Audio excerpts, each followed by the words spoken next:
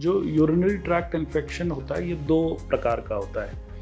एक तो होता है लोअर ट्रैक्ट यूटीआई और एक अपर ट्रैक्ट यूटीआई। महिलाएं हर उम्र में प्रीडिस्पोज्ड होती हैं यूटीआई के लिए राइट फ्रॉम देयर बर्थ। तो यूटीआई है, इसका सबसे इंपॉर्टेंट कारण होता है फीमेल की यूरेथ्रा सिर्फ 4 सेंटीमीटर की होती है as compare to male urethra which is 24 centimetres.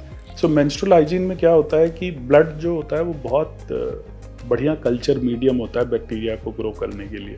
Working women हैं या किसी ऐसे कारणवश हैं वो अपने पैड्स नहीं चेंज कर पाते हैं, या कई बार थोड़ी ब्लीडिंग हुई तो वो ब्लड पड़ा ही रहने दिया, उन्होंने पैड ही नहीं चेंज किया। So irrespective of the amount of blood the pad should be changed in less than 4 hours. Third important thing is sexual hygiene. Anal area से और vaginal area की तरफ जो भी movement होगी वो UTI प्रोड्यूस करने के लिए सक्षम है।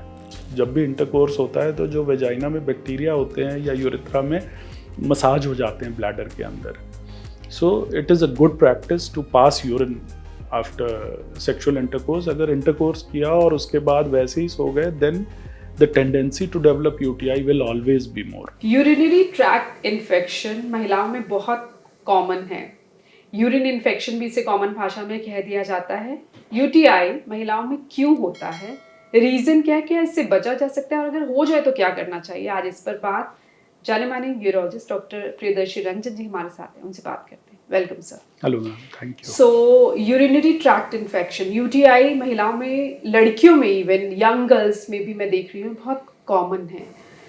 तो सबसे पहले तो symptoms and of course reason, कारण क्या होते हैं? सो यूटीआई का अर्थ होता है यूरिनरी ट्रैक्ट इन्फेक्शन। जो यूरिनरी ट्रैक्ट इन्फेक्शन होता है ये दो प्रकार का होता है। एक तो होता है लोअर ट्रैक्ट यूटीआई और एक अपर ट्रैक्ट यूटीआई। मतलब एक ग्राउंड फ्लोर है, एक फर्स्ट फ्लोर है। सो पेशाब की थैली और पेशाब की निचले हिस्से वाली नली जिससे पेशाब बाहर निकलता है, जिसको यूरेथ्रा कहते हैं, ये ग्राउंड फ्लोर है। फर्स्ट फ्लोर पे किडनी जहाँ पे यूरिन बन रहा है और उसका यूरेटर जहाँ से यूरिन बन के किडनी से नीचे ब्लैडर में आ रहा है। तो यूटीआई दो लेवल पे होता है, ग्राउंड फ्लोर वाले लेवल पे होता है, एक फर्स्ट फ्लोर वाले लेवल पे होता है। जब हम नॉर्मली महिलाओं भी यूटीआई की बात करते हैं तो इसको अनकॉम्प्लिकेटेड यूटीआई या फिर आप ये समझ ले ग्राउंड फ्लोर वाले लेवल का यूटीआई की बात हो रही है, जिसमें कि सिर्फ पेशाब की थैली में इन्फेक्शन है और पेशाब की नली में इन्फेक्शन है। ऊपर बिल्कुल ठीक है, ना तो किडनी में इन्फेक्शन है ना यूरेटर में इन्फेक्शन है। तो ये वाला जो यूटीआई होता है इसमें फीवर यूजुअली नहीं होता है। So these lower tract UTI presents with burning, जलन होती है, जलन या पेशाब में रुकावट, बार बार पेशाब आना, बहुत ज़ोर का पेशाब करने में दर्द होना, टीस पड़ना, और रेयरली ऐसा लगना कि पेशाब में खून ही खून आ रहा है, ब्लड इन यूरिन। कई दफ़े वो पेनलेस भी हो सकता है, पेनफुल भी हो सकता है कि बिल्कुल अचानक से ब्लड आ गया और कोई दर्द नहीं हुआ, कुछ नहीं हुआ। सो ये भी प्रेजेंटेशन हो सकता है यूटीआई का। तो मुख्यतः यही लक्षण होते हैं, दर्द, जलन, रुकावट, बार बार पेशाब आना और बहुत जोर का मरोड़ होना पेल्विक स्ट्रक्चर्स में या फिर यूरिन में ब्लीडिंग। सो यूरेथ्रा जो फीमेल यूरेथ्रा है या पेशाब की नली जो महिलाओं की है वो थोड़ी छोटी होती है। नॉर्मली पुरुषों में इट इज़ अराउंड 24 सेंटीमीटर्स, काफ़ी बड़ी होती है। और पेशाब की थैली, फिर प्रोस्टेट ग्लैंड, फिर पेशाब की नली से होते हुए पेनिस में एकदम लास्ट तक आती है। तो ये काफ़ी लंबी होती है और किसी भी ऑर्गेनिज्म को नीचे से ऊपर चढ़ने के लिए बहुत दम लगाना पड़ता है, बहुत लंबा डिस्टेंस ट्रेवल करना पड़ता है। इसलिए मेल्स में यूटीआई नहीं होता है। अगर मेल में यूटीआई हो रहा है तो वो हमेशा पैथोलॉजिकल होता है या उसका कोई कारण होता है जिसकी वजह से यूटीआई हो रहा हो। फीमेल्स में यूटीआई इज़ नॉर्मल। इवन हमारी मेडिकल भाषा में या मेडिकल लिटरेचर में एक महिला को साल में 2 से 3 एपिसोड यूटीआई के अनकॉम्प्लिकेटेड या लोअर ट्रैक्ट यूटीआई, जिसको कि सिस्टाइटिस भी कहते हैं, यानी ब्लैडर का इन्फ्लेमेशन, इज़ कंसिडर्ड नॉर्मल। तो ये जो यूटीआई है इसका सबसे इंपॉर्टेंट कारण होता है फीमेल की यूरेथ्रा सिर्फ 4 सेंटीमीटर की होती है as compare to male urethra which is 24 centimetres. So किसी भी तरह से बैक्टीरिया अगर यूरेथ्रा के मुंह के पास आ गया, मीएटस के पास आ गया, तो it can easily ascend up and it goes into the urinary bladder and this is called as ascending UTI. This is the most common or this is the universally occurring UTI in women, which is called as ascending UTI.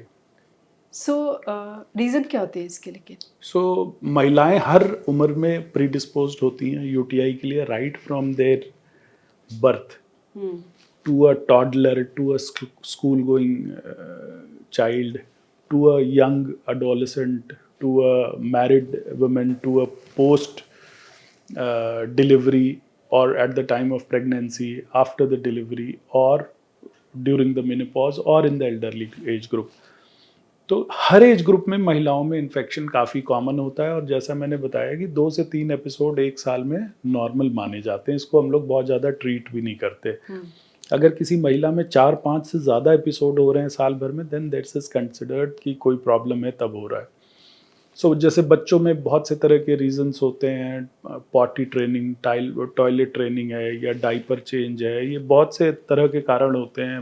Female हाइपोस्पेडियाज है, reflux है, बहुत सी तरह की बीमारियां होती हैं बच्चों में. Let us leave that subset because this is a very complicated group. And जो मेन 20 से 40, 45, 50 वर्ष की महिलाओं में जो यूटीआई होता है, उसके 3 कारण होते हैं और उसी को हम लोग हाइजीन वे में रिकमेंड करते हैं. Number 1 is sexual hygiene, number 2 is menstrual hygiene and number 3 is toilet hygiene. So toilet hygiene सबसे इम्पॉर्टेंट इसलिए है क्योंकि कोई भी बैक्टीरिया, और जो विमेन में यूटीआई होता है ये यूजुअली कोलन में पाए जाने वाले बैक्टीरिया से होता है, जिसको कोलीफॉर्म कहते हैं. सो कोलन का bacteria usually E coli, Klebsiella और प्रोटियस, ये 3 मेन बैक्टीरिया हैं जो कि कोलन में होते हैं.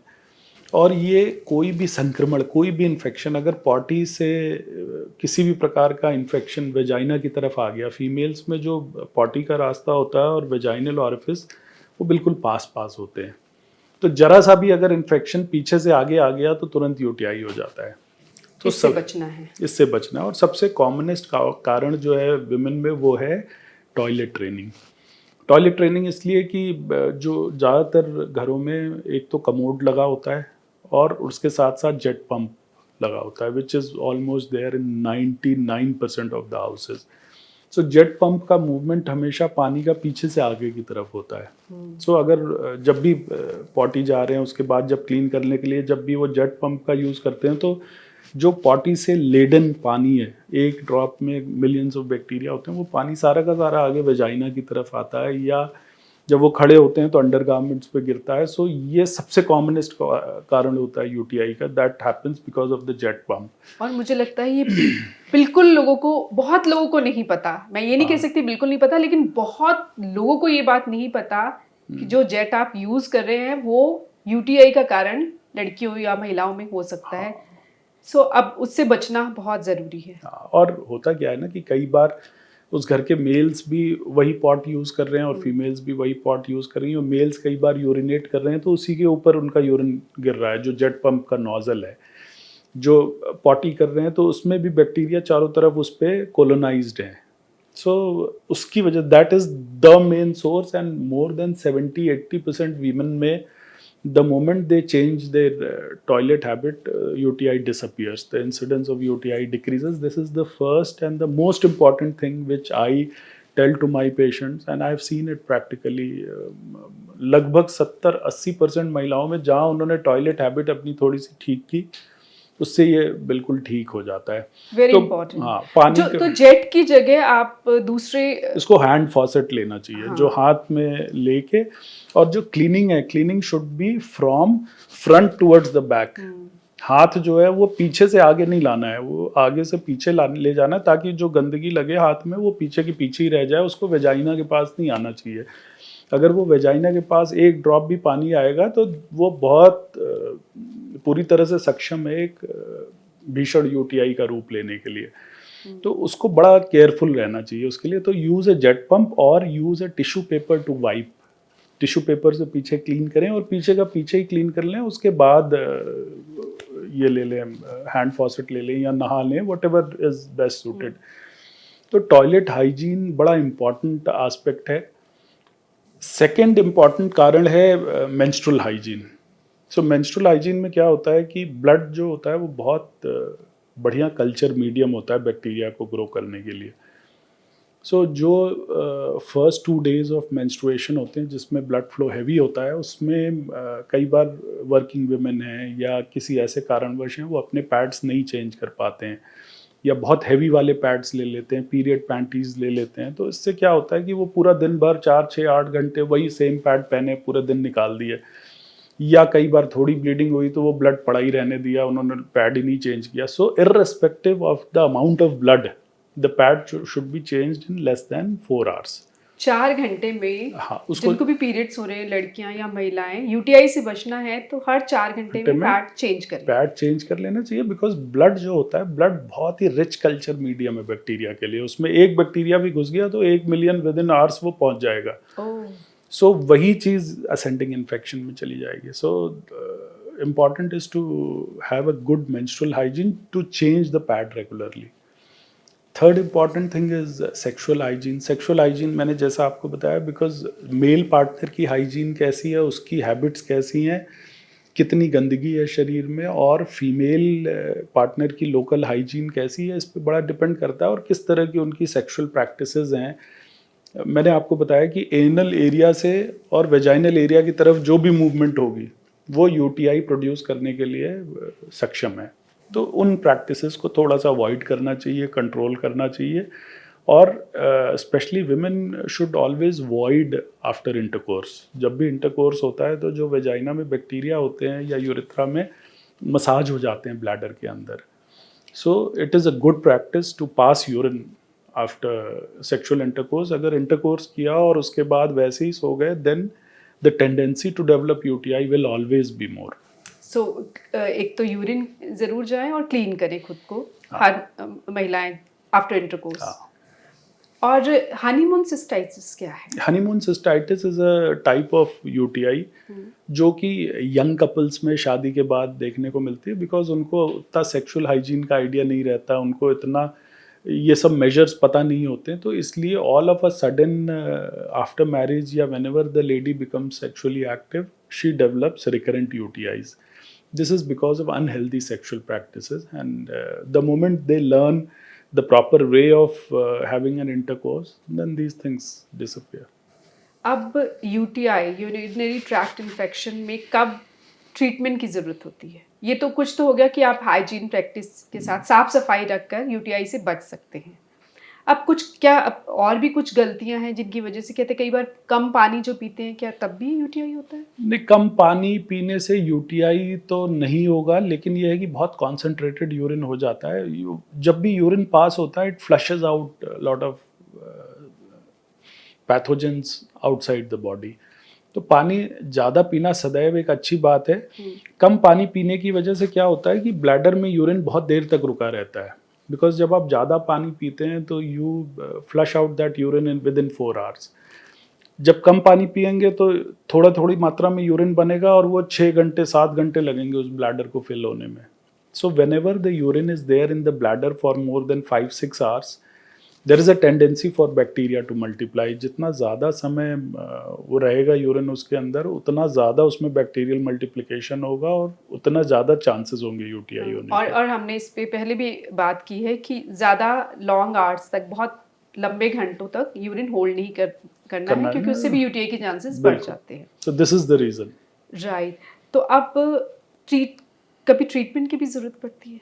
ट्रीटमेंट जैसे जो थोड़ा सा नॉन रिजॉल्विंग यूटीआई है या बार बार यूटीआई हो रहा है, तो उसमें बहुत सिंपल से अब तो बहुत अच्छी दवाएं हैं जिसमें कि सिंगल डोज में, जैसे कि फॉस्फोमाइसिन है या कई ऐसी दवाइयाँ हैं जो कि सिंगल डोज में यूटीआई ट्रीट हो जाता है। यूरिन को थोड़ा सा अगर पीएच उसका एसिडिक है तो अल्कलाइन कर दिया जाता है। और यूरिन कल्चर का टेस्ट बड़ा इंपॉर्टेंट है। यूरिन कल्चर करा के अगर उसमें 10⁵ से ज़्यादा बैक्टीरिया ग्रो कर रहे हैं तो उस यूटीआई को ट्रीट कर लिया जाना चाहिए। और सिम्टम्स हैं तो there are so many drugs which are first line, second line medicines which can be given to treat the UTI. इस एपिसोड को ख़त्म करने से पहले लड़कियों को, महिलाओं को कुछ आप मैसेज देना चाहें, कुछ tips, dos and don'ts UTI से बच सके और यूटीआई हो ही ना? So वही 3 precautionary messages हैं. One is toilet hygiene. So check your toilet, check the place where you are using the washroom. उसकी हाइजीन अप्रोप्रिएटली आप इंश्योर कर लें। और दूसरी चीज़ है, जेट पंप का यूज़ ना करें। पीरियड्स के दौरान you should change your pad very frequently, less than 4 hours में। और जो सेक्सुअली एक्टिव महिलाएं हैं उनकी सेक्सुअल प्रैक्टिसेस हमेशा ध्यान में रखना चाहिए कि जो एनल एरिया है और वेजाइनल एरिया, कोई भी ऐसी मूवमेंट या कोई भी ऐसा एक्शन जो कि वहाँ से यहाँ आ रहा है without cleanliness is likely to pass some kind of bacteria for UTI, and it's always a good practice to pass urine after sexual intercourse. और जिनको बार बार यूटीआई हो रहा है तो वो जरूर डॉक्टर के पास जाकर Investigate उसका करें। एक बार इलाज करें। और ऐसा नहीं, इलाज के बाद ऐसा तो नहीं फिर से हो जाता है? और नहीं, हो तो सकता ही है, लेकिन उसको इन्वेस्टिगेशन होना चाहिए कि कोई ऐसा रिमूवेबल कॉज है, जैसे किडनी स्टोन है या कोई और डाइवर्टिकुलम है, कोई ऐसी चीज़ है जो बार बार कर रही है, तो उसको हटाया भी जा सकता है।